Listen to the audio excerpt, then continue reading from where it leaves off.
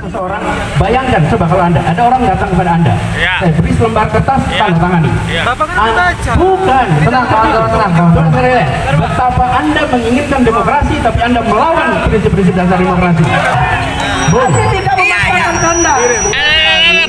Bentar. Kali kalau mau bicara, berada di sini dengarkan percakapan. Anda numpang. Pak Anies ini dia punya suatu keinginan yang baik. Bagaimana supaya biar cepet saya kan melakukan sebenarnya. percepatan. Kan membaca kan percepatan ya. Iya. Tapi sebenarnya nanti hasilnya nggak seperti yang dipikirkan oleh beliau itu. Cara berpandangnya kok agak berbeda, ya kan? Pak Anies Baswedan memang memiliki tutur kata yang bila didengar menentramkan hati. Ya karena memang hanya enak didengar saja. Enak, wah empuk gitu lah. Jangan pernah membuktikan apa yang disampaikannya. Terrealisasi atau terwujud dalam kenyataan, wah jauh gitu loh. Bisa dibayangin nggak kalau seandainya Anies punya kemampuan kerja yang setara kayak Ahok? Untungnya, ini sekali lagi untung, Anies nggak kayak gitu. Mau bicara berbuih-buih sehari semalam dijamin pasti hebat ya. Tapi kalau soal realisasi, mewujudkan janji, wah ini tanda tanya besar kalau itu. Dia punya program yang bagus dalam mengantisipasi banjir. Kan tinggal terusin cara kerja Ahok sebelumnya dengan normalisasi sungai, dengan mengeruk sungai-sungai, dengan memberesi semua pinggiran kali. Untung aja Anies nggak gitu. Untung aja dia lebih mengedepankan kebenciannya kepada Ahok sehingga kemudian dia mengubah konsep normalisasi menjadi naturalisasi.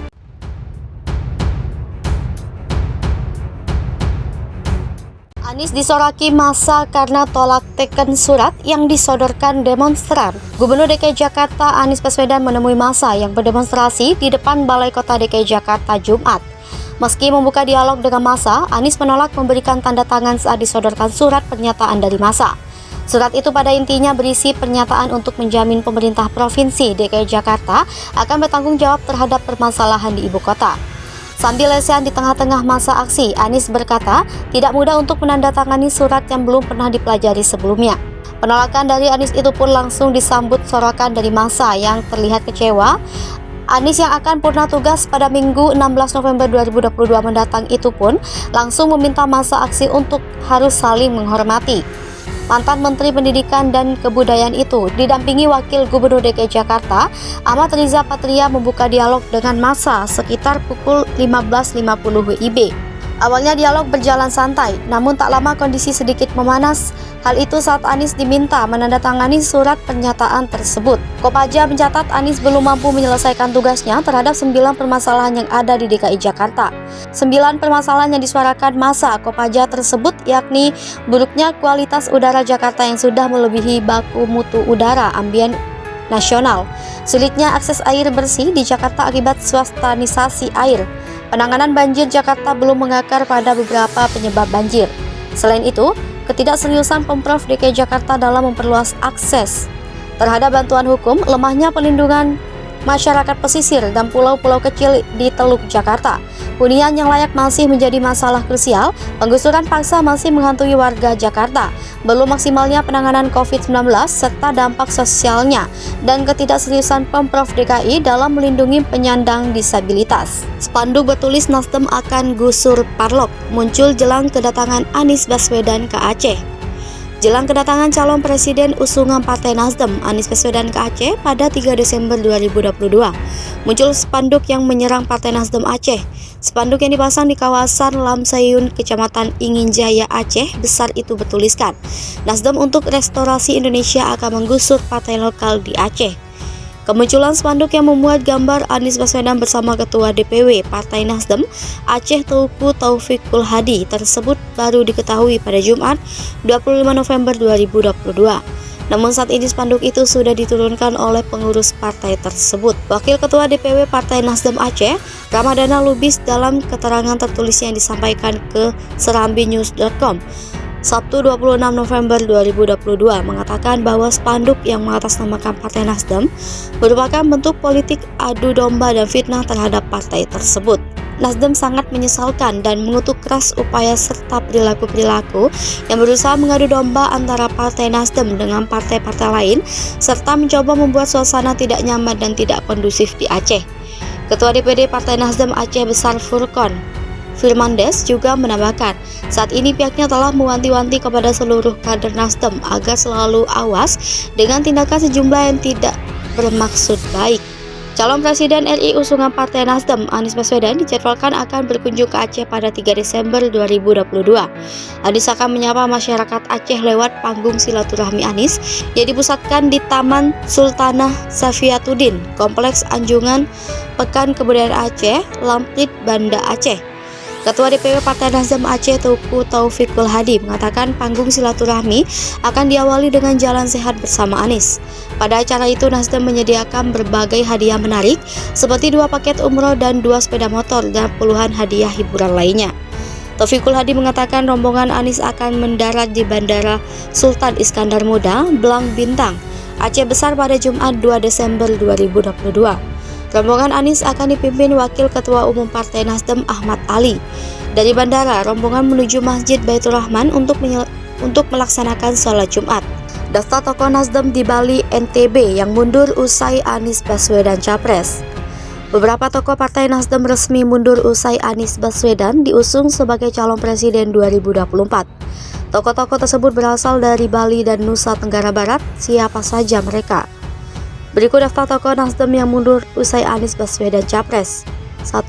Niluh Jelantik. Tokoh perempuan asal Bali yang juga dikenal sebagai kader Nasdem, Niluh Jelantik mengundurkan diri.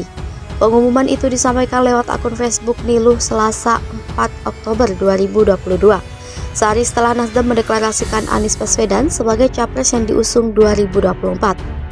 Dalam unggahan di media sosialnya seperti dilihat pada Selasa 4 Oktober 2022, Niluh Jelantik menyatakan selamat tinggal kepada Nasdem. Pengalamannya dalam Pilkada DKI Jakarta 2017 lalu menjadi salah satu pertimbangannya. Niluh Jelantik mengaku saat mendukung Basuki Cahayapurnama atau Ahok sebagai calon gubernur DKI Jakarta, tidak sedikit intimidasi yang dihadapinya. Di sisi lain, ia memandang Jakarta sebagai miniaturnya Indonesia. Meski demikian, ia mengaku saat rakernas tersebut masih berpikir positif terhadap masing-masing calon yang hendak dideklarasikan. Menurutnya, Anies punya kelebihan dan kekurangan. Namun, secara pribadi ia memiliki prinsip, terlebih ia telah menyatakan akan keluar dari Nasdem bila Anies Baswedan dideklarasikan sebagai capres. Pernyataan itu ia keluarkan beberapa tahun lalu. 2. Tokoh Puri Anom Tabanan, anak Agung Ngurah Panji Astika. Setelah Niluh Jelantik, kali ini giliran anak Agung Ngurah Panji Astika yang memutuskan hengkang dari Partai Besutan Surya Paloh tersebut. Panji Astika yang dikenal sebagai tokoh Puri Anom Tabanan itu mundur sehari setelah Anies Baswedan dideklarasikan sebagai calon presiden 2024, Selasa 4 Oktober 2022. Untuk diketahui, Panji Astika tadinya menduduki posisi Wakil Ketua Bidang Hubungan Eksekutif di DPW Nasdem Bali. Panji Astika mengakui perbedaan pilihan politik pasca deklarasi Anies Baswedan sebagai capres menjadi alasan pengunduran dirinya. Menurutnya, pilihannya untuk mundur telah dipahami koleganya di kepengurusan Nasdem Bali. Soal kemungkinan terjun lagi ke partai politik, ia mengaku masih melihat perkembangan dan situasi. 3. Wagub NTB Siti Rohmi Jalilah. Wakil Gubernur NTB Siti Rohmi Jalilah resmi mundur dari Partai Nasdem. Wanita yang sebelumnya menjabat sebagai Ketua Dewan Pimpinan Wilayah Partai Nasdem Provinsi Nusa Tenggara Barat itu hengkang dengan alasan keluarga. Hal tersebut diungkap Willy Aditya yang ditunjuk sebagai Ketua Dewan Pimpinan Wilayah Partai Nasdem Provinsi NTB 2022 sampai 2024 usai Rohmi mengundurkan diri dari Partai Besutan Surya Paloh tersebut.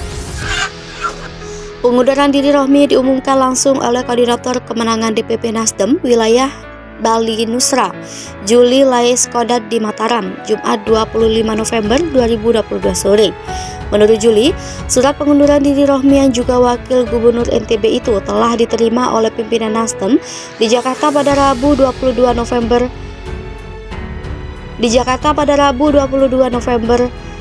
2022 lalu.